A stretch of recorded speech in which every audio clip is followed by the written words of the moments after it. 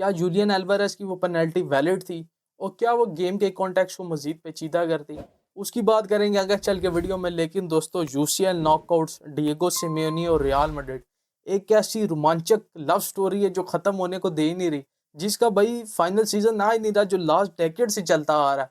Cast change हो गई, actors change हो गए, लेकिन रिजल्ट वही आ रहा है भाई। आर सीजन की एंडिंग वैसे ही हो रही है। यूसीएल से भाई अटलेटी आउट हो गई है। आप जरा टैक्टिकली गेम के अंदर घुस के उसमें पढ़ते हैं दोस्तों। आते साथ ही मेट्रोपोलिटानो पे पहले मिनट में सिम्योनी लीड ले गया।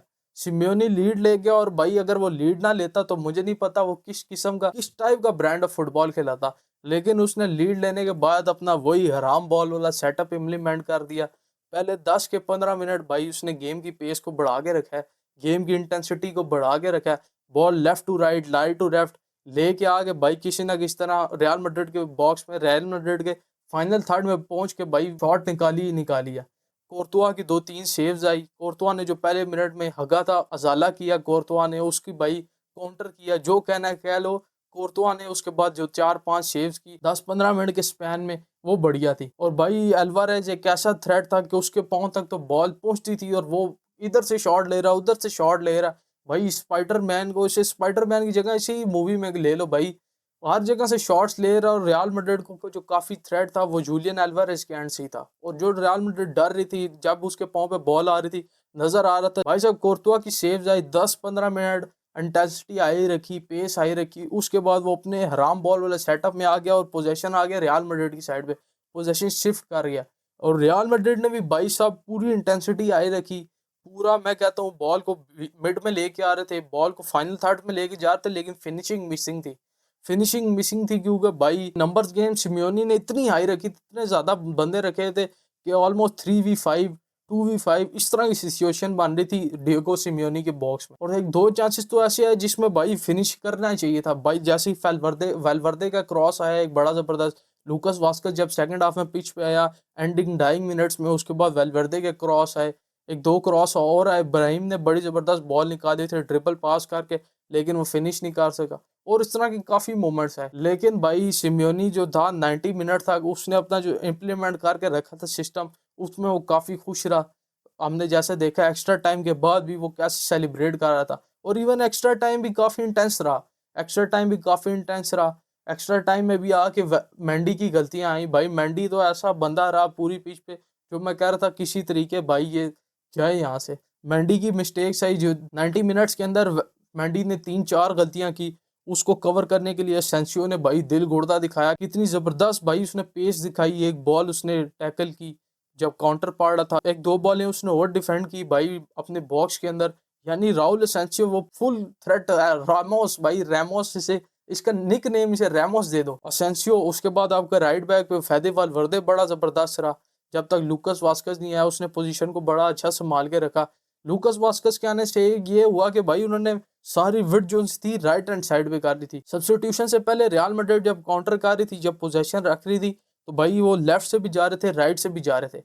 लेकिन ब्राहिम और लूकस वास्कस के पिच पे आने के बाद वो फुल राइट साइड को उन्होंने कमिट किया था। और राइट साइड पे जब रॉड्रिगो के पांव पे बॉल आ रही थी सब्स्टिट्यूशन से पहले, रॉड्रिगो के बॉल पे जब सेकंड हाफ में बॉल आनी शुरू होगी, रॉड्रिगो ने काफी अच्छी भाई बॉल निकालनी शुरू कर दी, पासेस कनेक्ट होना शुरू हो गए रियल मैड्रिड के। जिस तरह मैं अभी पहले कह रहा था, ब्राहिम आया, लूकस वास्कस आया, सारी विड जोन सी थी उन्होंने राइट हैंड साइड को कर दी। और सिम्योनी भाई एक दफा फिर कहूंगा नेवर एंडिंग लव स्टोरी। पहले सिम्योनी कहता था अगर रियल मैड्रिड ना होती तो मेरे पास 2 यूसीएल की ट्रॉफीज होती। अब वो कहेगा भाई रियल मैड्रिड ना होती तो हो सकता है मेरे पास 3 ट्रॉफीज होती। जैसा आपको पता है सिम्योनी ने आगे कहा है जी वीआर पेनल्टीज कब से चेक करने लगा, उसकी बात करते हैं आगे चल के। सेकंड हाफ में एम्बापे ने एक बड़ा जबरदस्त चांस बना दिया था जिससे पेनल्टी मिली रियल मैड्रिड को, विनी की मिस आई और बड़ी ही गंदी मिस थी भाई, बहुत गंदी मिस थी ये। अगर चलो ओब्लाक सेव कर लेता या क्रॉस बार भी होता ना तो कहते यार कुछ ना कुछ हो गया, लेकिन वो तो भाई किधर और छक्का मार दिया विनीसियस से। गेम एक्स्ट्रा टाइम तक पहुंचा और गेम भाई एक्स्ट्रा टाइम में आने के बाद भी सेम इंटेंसिटी वाला था।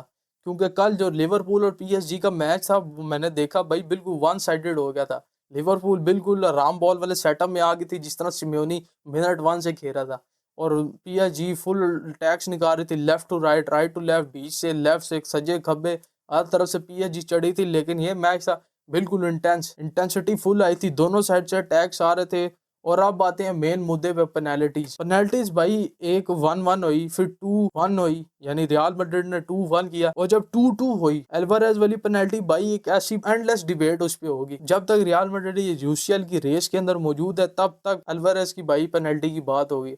एल्वारेज की पेनल्टी की भाई पूरे इंटरनेट पे एक क्लिप वायरल हो रहा है, सब कह रहे हैं जी Real Madrid VR, Real Madrid VR. एक क्लिप सब ज्यादा वायरल हो रहा है जो पीछे से, यानी अल्वारेस की बैक साइड का, कि वो अल्वारेस पीछे से जब ले रहा तब बॉल हिलती हुई नजर नहीं आ रही, हिलती हुई नजर नहीं आ रही। हर बंदे का अपना ओपिनियन है, मैं भाई अपना ओपिनियन दे रहा हूँ यहाँ पे, तुम इसे एग्री करो डिसएग्री करो, वो तुम्हारी मर्जी, तुम अपना ओपिनियन कमेंट्स में दे सकते हो। लेकिन अल्वारेस का पीछे वाला एंगल ज्यादा वायरल जा रहा है, जिससे साफ नजर आ रहा है बॉल नहीं रही।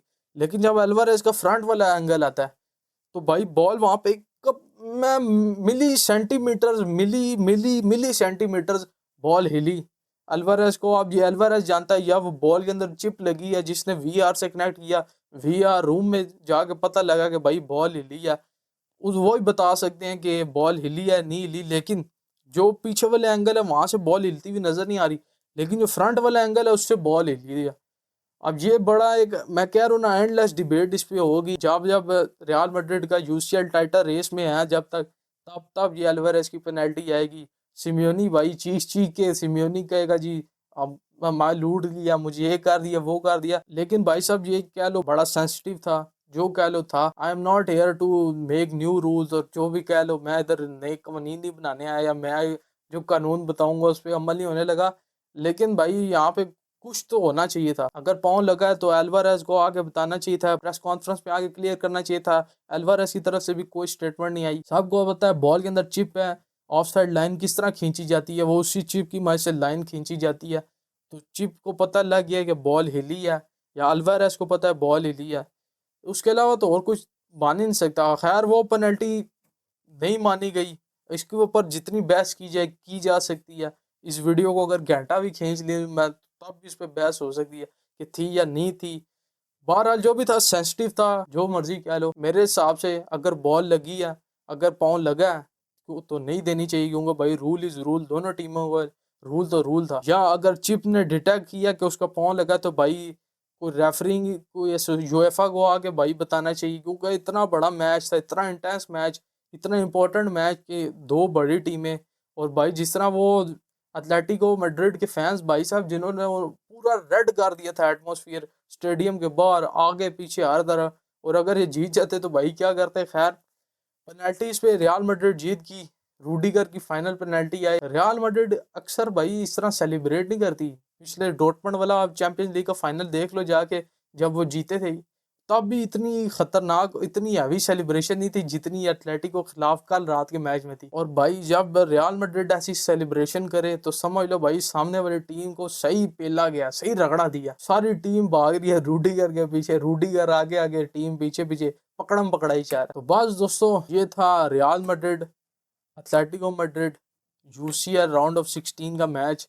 एटलेटी बाहर हो गई है और रियल मैड्रिड अंदर जा रही है आर्सेनल के खिलाफ। बस आज की इस वाली वीडियो में इतना ही। वीडियो पसंद आई है तो लाइक करना, नहीं पसंद आई तब भी लाइक करना, चैनल को सब्सक्राइब करके बेल आइकन दबाना। मैं आपसे मिलूंगा नेक्स्ट वीडियो में। Till then take care everybody.